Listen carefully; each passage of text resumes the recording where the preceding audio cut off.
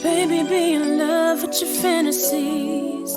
I can be a star, make a side so bright.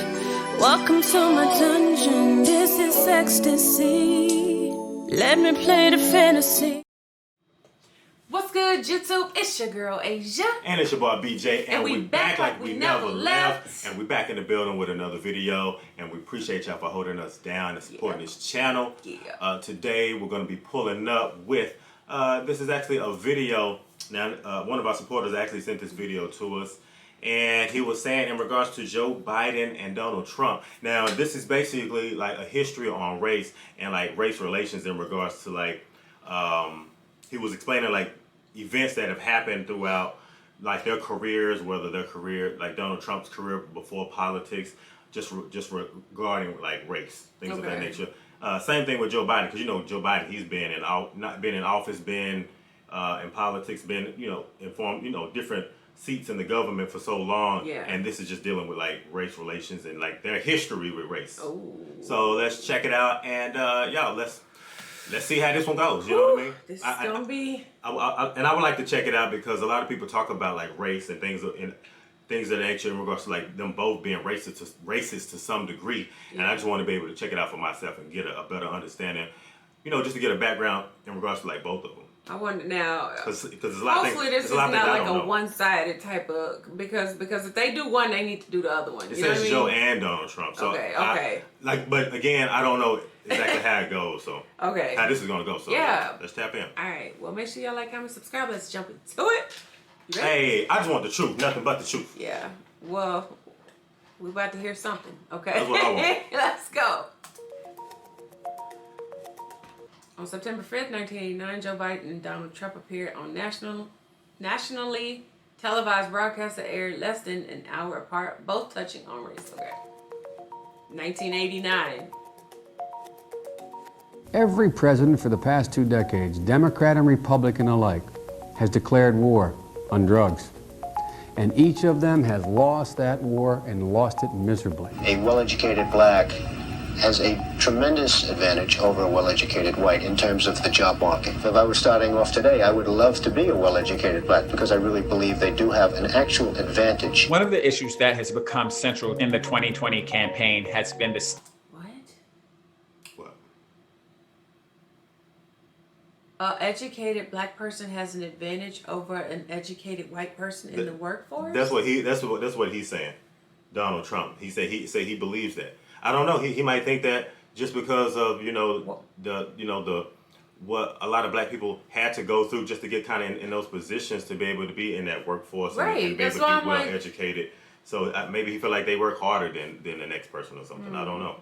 Advantage. One of the issues that has become central in the 2020 campaign has been the state of race relations in America. And right now you have the 2 leading presidential candidates having to defend their own legacies. The moment that we find ourselves in the wake of George Floyd's death is unlike what we have seen in decades. The country, if you just look at public polling, is really shifting faster than we've really seen in a long time. Do you believe there is systemic racism in law enforcement? Absolutely. Why are African Americans still dying at the hands of law enforcement in this country? And so are white people. So are white people. We have 2 candidates for president who are really men of another era, and they're coming along and asking for people's votes at a moment when we seem to be entering a new era.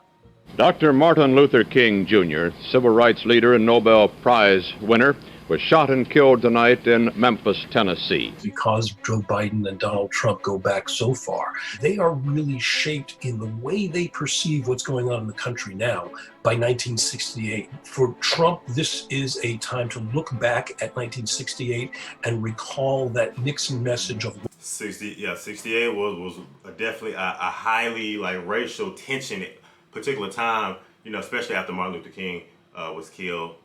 A few others too. A few other like civil rights events, things of that nature happened around that time. So it's ironic right now they're bringing up like 1968 and Nixon right now too. Law and order, of connecting with the George Wallace supporters. The people of our country are sick and tired of the breakdown of law and order. We've got to reestablish respect for law, respect for order. For Joe Biden, that's also a formative moment. Joe Biden ran for the U.S. Senate in 1972. If you looked at the way Biden ran, it's a much more conservative Biden than you see today. I think it's useful to think of Joe Biden as both a 1968 Democrat, but also as a Clinton-era Democrat that brings together the 1960s call for civil rights, but also speaks to an anxious white population. Donald Trump grew up in Queens, New York, in a ethnically diverse area, about a mile or so from the fictional home of Archie Bunker. And you do get a sense, if you've watched that show, what it might have been like for Trump to grow up. 12% of the population is black. There should be a lot of black families living out here. Yeah, this is only a beginning, but I think it's wonderful. Wonderful, huh? Well, let's see how wonderful it is when a watermelon rinds come flying out the window. I remember that on All in the Family. I remember this particular episode right here too, when the son Archie Bunker was talking about, well, there should be more black people living out here. I remember this. Oh, okay. I never he's talking about until watermelons start flying around. You know, like a little racial jokey joke right there. Hey. To virtually all white schools, private schools, all the way through his education. His business never had blacks in any position of authority at any point throughout a half century. And he had, typical for his time in New York City in the outer boroughs, attitudes that today would be considered downright racist. In 1973, there was an investigation by the U.S. Justice Department, and they were investigating, as they did throughout the country, whether there was racial bias in renting. They'd send in a black person to see if they could get an apartment, and that person would be told no in many cases. And they send a white person in and see if that person could get the same apartment, and that person was told yes. The Federal Justice Department sued Fred Trump Sr., Donald Trump, personally, and their company. In the end, he did settle this case. From the government standpoint, it was one of the most significant racial discrimination cases that department had brought. From Trump's perspective, because he had to do no admission of wrongdoing. Do they know for a fact that was the reason that person didn't get the apartment? It happened to like several other people. But I mean, like, I know this is what they're saying, but like, is there proof to that was the reason? I don't completely know, but there was like a track record of other people saying the same thing too, as far as them applying for an apartment, having somewhat the same credentials as someone else, and them renting or giving the apartment to somebody else. That I do remember, like, some of that happening. But like you said, in regards to like having the actual proof, I don't know. I mean, you have to break down and see exactly who were given those places to stay based on, like you said, the credentials that they require for you to stay that's what there. I'm saying. You know what I'm saying? Was that the reason? Because when you start breaking down credentials and stuff, there's a lot of things. If they settled and ended up paying it out, you know what I mean? Right. You never know. That department had brought, from Trump's perspective, because he had to do no admission of wrongdoing, he paints it as a victory.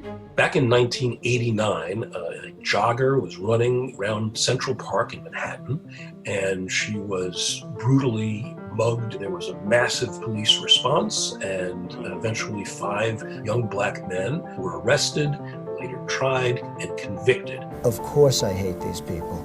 And let's all hate these people. Donald Trump responded almost immediately to the Central Park attack with full-page ads in the New York newspapers. We don't know who did that crime, and the court's going to decide who did that crime. Were you prejudging those arrested? No, I'm not prejudging at all. But if the woman died, I think they should be executed. I think you should. That's a bold statement to make in regards to something like what happened. It was definitely like a heinous crime in regards to what happened to this lady jogging in Central Park in New York. That's a bold statement to make. I never heard Donald Trump say this before. I never heard this before. I just can't even for Wow. somebody just to get on national TV and just make a statement like that in general. Like it could have came from anybody. Like right. and then for it to turn out that they were exonerated in the end, and see, you have so many other people that get lost in the system and do get executed and could be wrongly convicted. You know. Yeah, based on the perception of what somebody else is saying, or by like just being influenced. You know what I mean? Like just I don't know how televised this case was, but I mean, if you got people on the trial and you hear statements like this coming from people like Donald Trump, like that lets you know how. I mean, it's just like that lets you know how huge the case was. Yeah, that you have him writing full articles in regards to it in the the daily paper and stuff like that. You know what I mean? But I don't know if this was before or after that had happened. It sounded like this was after. It sounded like this was before. This is before they were exonerated. Yes. Okay. Oh man. I believe this was before they were exonerated. But y'all correct me if I'm wrong. Arrested. No, I'm not prejudging at all. But if the woman died, I think they should be executed. I think you should have the death penalty. Eventually, someone else, not among those 5, confessed to the crime, and the 5 were exonerated. Will you apologize to Central Park 5? You have people on both sides of that. They admitted their guilt. Going back to the 1980s, when Donald Trump was establishing himself. Okay. I can't even let that go. Like, what? In regards to the whole incident, like still stand on the Park 5, correct? Yeah. Yeah. Again, they were exonerated now.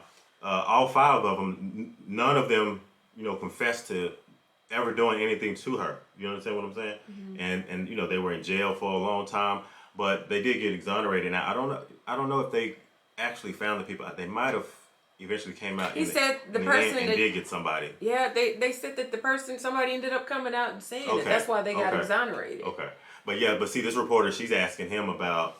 Are you going to apologize? Yeah. And he said, well, there were statements made from both sides. Their guilt. Going back to the 1980s, when Donald Trump was establishing himself as a casino mogul, he saw as direct competition and as unfair competition the many Indian tribe-owned casinos that were popping up around the country. Because of the tax breaks that Indian tribes got, he went, as he often does, immediately to race. Maybe we say politically correct or not politically correct. They don't look like Indians to me, and they don't look like Indians to Indians.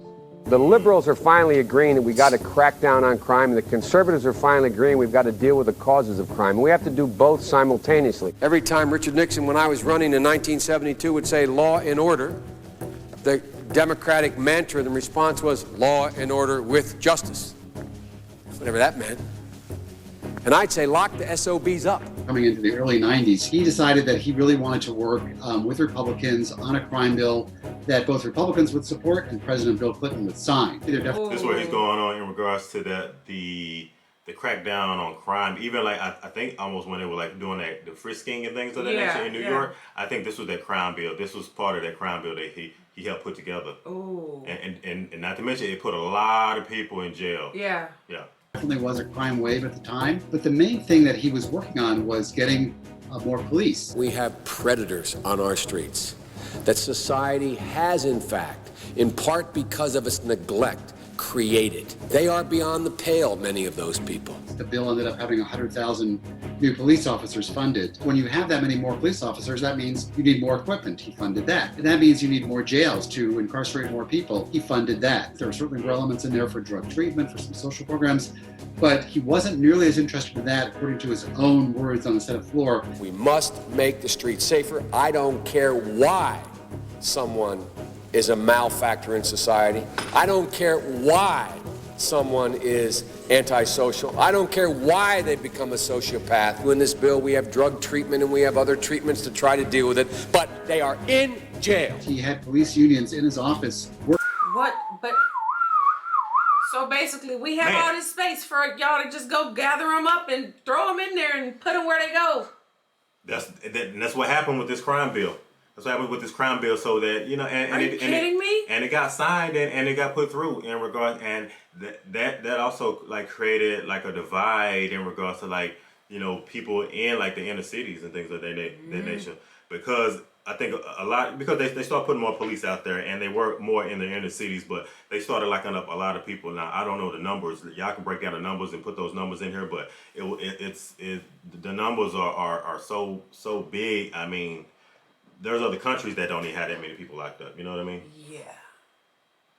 To try to deal with it, but they are in jail. He had police unions in his office working to help write the bill. He said to a police group, you guys were in my office for 6 weeks and you guys wrote the bill. And over the years, there's been a lot of criticism, including from within his own party, that this bill increased incarceration rates tremendously. One of the results of the 1994 crime bill was that it led to a rise in incarceration across the country, and specifically targeting people of color for relatively low level and minor offenses. As Donald Trump Trump moved into potentially running for office in 2000, he kind of rocked back and forth between being a liberal and a conservative. This is a man who changed his party affiliation 7 times. What do you see as the biggest problem with the Reform Party right now? Well, you've got David Duke just joined, a bigot, a racist, a problem. I mean, this is not exactly the people you want in your party. After Donald Trump's first couple of decades in the real estate development business, it's fair to say that he was something of a joke. Well, along came an opportunity to host a national television network show, a reality show called The Apprentice.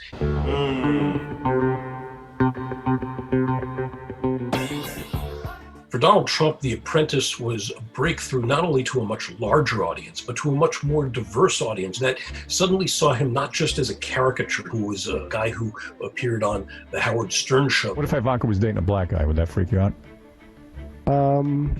You know, of course, it wouldn't matter to me, right? Don't look over here.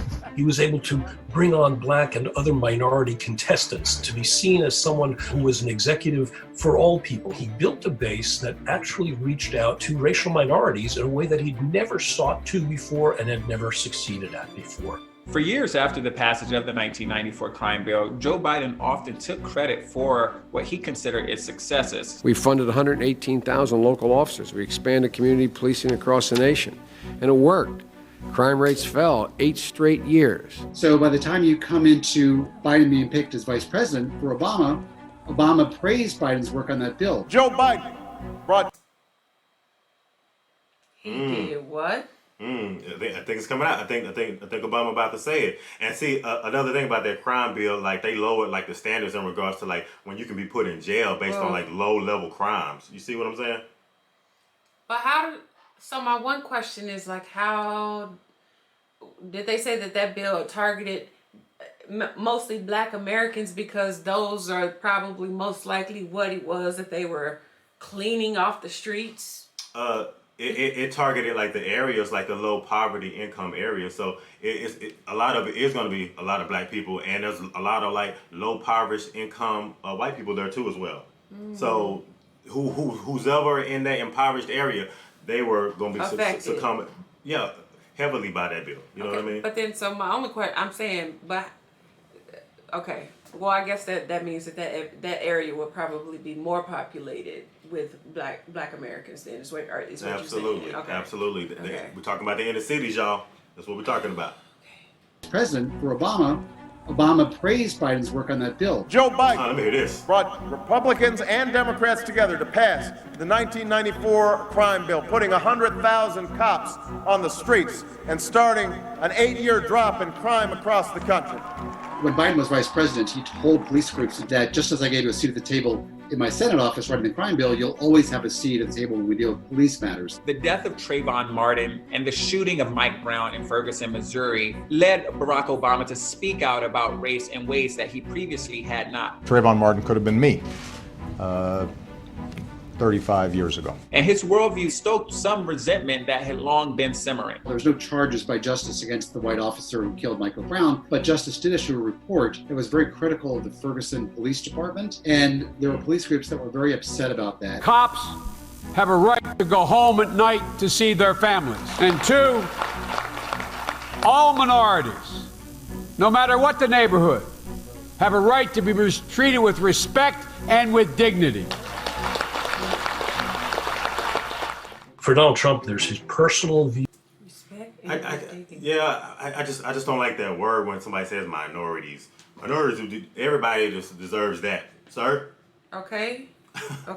Duh. You know what I'm saying? Right. Come on, bro. Come on, man. For Donald Trump, there's his personal view on race, and then there's his public persona view. The informal Trump is someone who will always do what will get a crowd riled up. Why doesn't he show his birth certificate? They're rapists, and some, I assume, are good people. Very fine people on both sides. On the other hand, there is the Trump who believes that he can, with the flip of a switch, be, as he puts it, presidential. You don't choose the right words, or you say the wrong thing. I have done that, and believe it or not, I regret it. Trump had been talking for decades, literally, about running for public office, but no one really took him terribly seriously until he began talking about Barack Obama's place of birth. You are not allowed to be a president if you're not born in this country. He may not have been born in this country. This was a classic case of Trump doubling down again. I kind of do remember this. I do too. Okay. Have been born in this country. This was a classic case of Trump doubling down again and again on a racially divisive kind of position, one that had no foundation in truth, and one that at some level he had to believe was connecting with some portion of his base. And so fast forward to 2016, it was clear that he was using race as a way to appeal to what he saw as his base. Donald J. Trump is calling for a total and complete shutdown of Muslims entering the United States. I know nothing about David Duke. I know nothing about white supremacists. This judge is of Mexican heritage. I'm building a wall. After being elected, most presidents attempt to win over the voters that did not back them in their original campaign. But that has not been the case with Donald Trump. When you see these thugs being thrown into the back of a paddy wagon, I said, please don't be too nice. If they don't like it here, they can leave. I can name Kung Flu. He has tripled down, arguably, on issues related to racism and police violence. He said Kung Flu.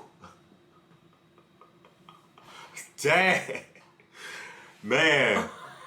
Look, I'm not even going to say You think he might have regretted saying that, possibly? I think he probably, the thing with him was just that he just was so raw. Like, he just was so, he did not have a filter. He did not have a filter. Yeah.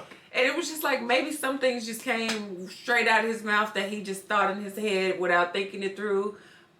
But I can't justify when you make comments like that. And I don't know how you can't not feel some type of way about that type of commentary. Yeah, and with that, I can see how people are going to see that. They're going to feel that being kind of inflammatory, to a degree. Yeah. You know what I mean? Yeah, absolutely. Because, like you said, it is very raw and it's very, very edgy. It's not like a lot of other people that's been that's attempted to run for office or that have been president. You know what I mean? Well, even in that case, I don't find it comical to make a comment like that, especially about something that's as serious as it is, to the extent that it actually got. Yeah, because he said go back. Where you came from.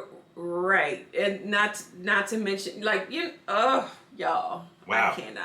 Tripled down, arguably, on issues related to racism and police violence. He has long cast himself as a law and order guy, then a law and order candidate, a law and order president, and he has taken what he would call a law and order approach to the protests. Do you think that right now the nation needs you to express that same sort of comfort and healing that some people need to heal?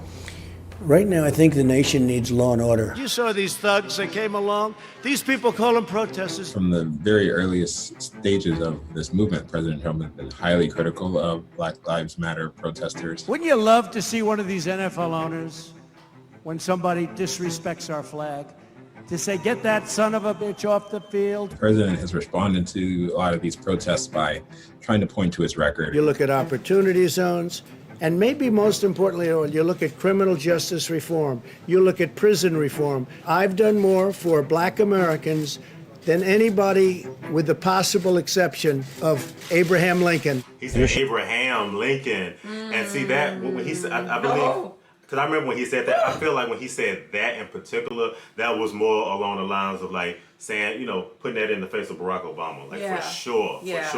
Because, a lot of people say that Barack Obama, he was like one of those presidents, to the Black community that was just he did so many great things and he passed so many great bills. And I feel like that's Donald Trump saying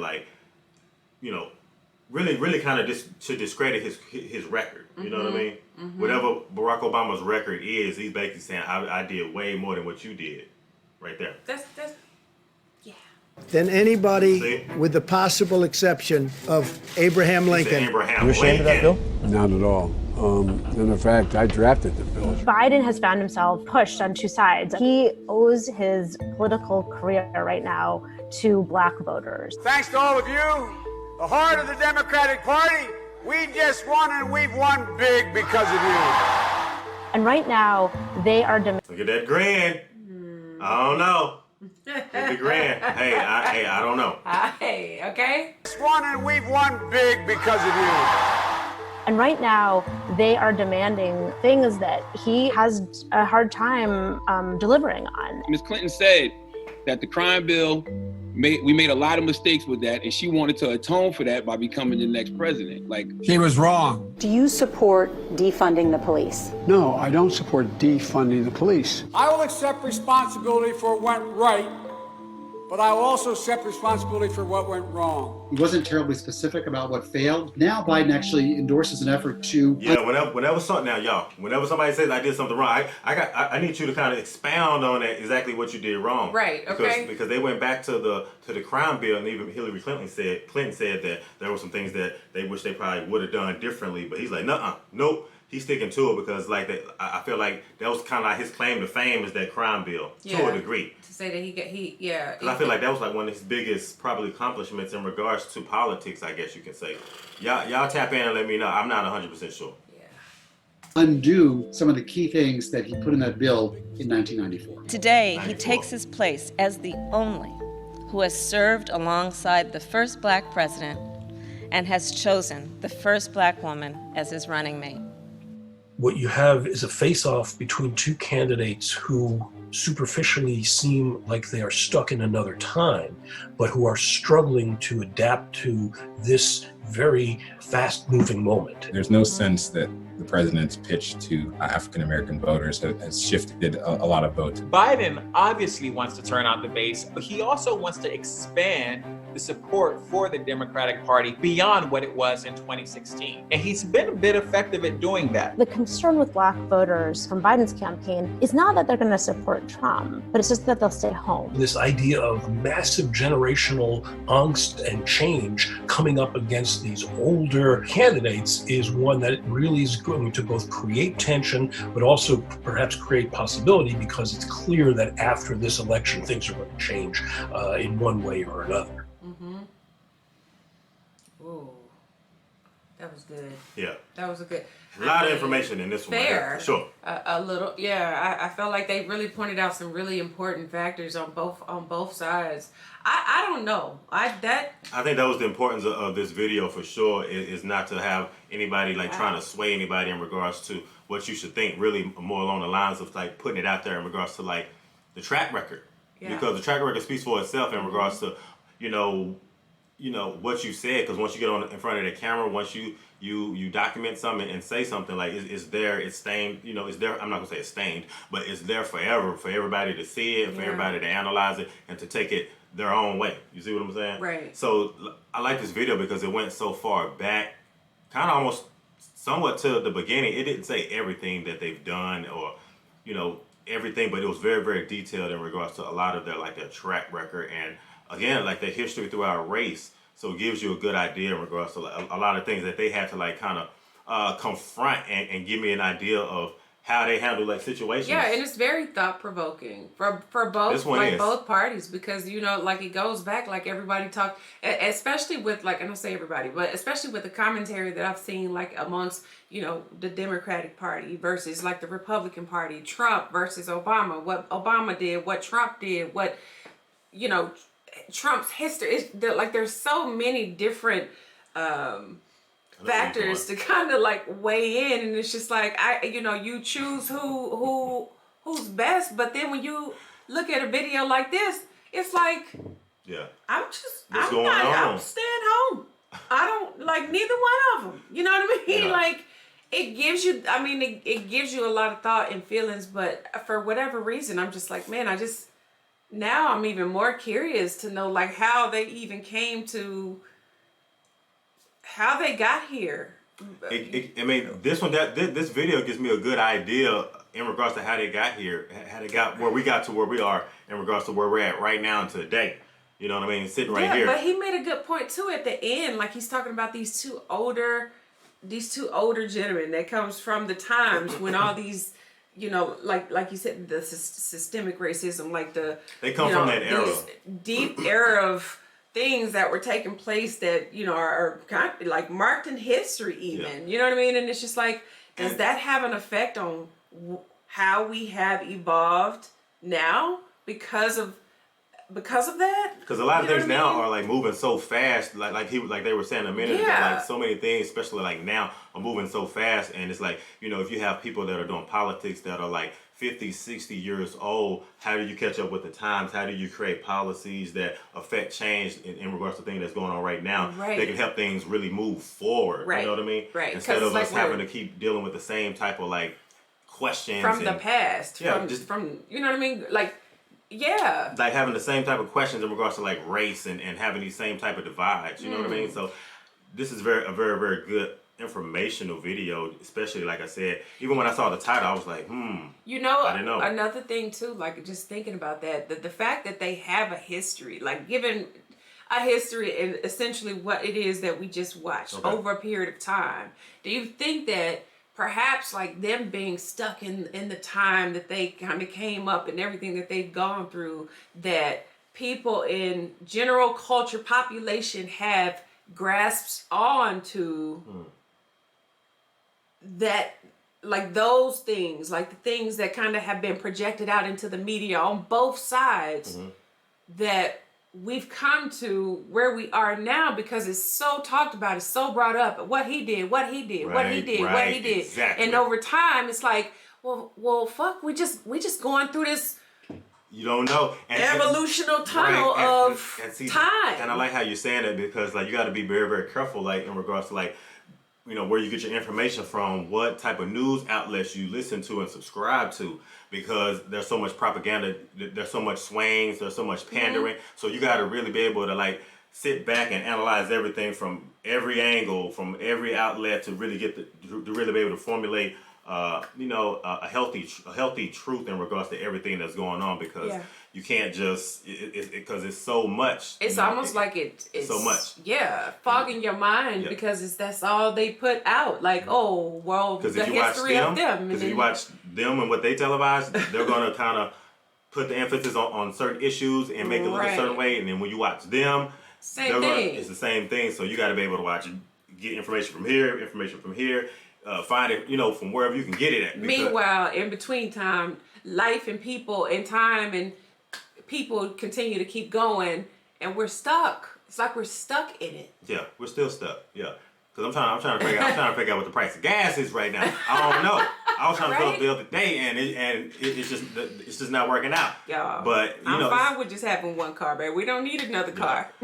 But I like this video because again, like you said, you had a lot of questions in regards to like how we got to where we are right now, especially in regards to like the last presidency, the last election, and all those things. So this kind of gives you like an idea of like behind the scenes in regards to just the racial part, in regards to like how they dealt with like race here. You know what I mean? Yeah. So this good video. Good. Yeah. Y'all let us know what y'all's thoughts about this. Like, how do you feel about seeing it from both sides? Like, you can't say one is necessarily better than the other. I don't know if that's even true. I don't know. Yeah, I definitely want to hear everybody's comments. Like, tap in and like let us know what y'all think about this video and about what we thought about it as well. Yeah. And y'all be nice in the comments too. Be nice to everybody. Be nice to each other. Be respectful. Okay? But we appreciate y'all for watching for sure. Yeah. So make sure y'all like, comment, subscribe, smash the notification bell. Y'all join the family. Yeah. And if ain't nobody else told you, I love you.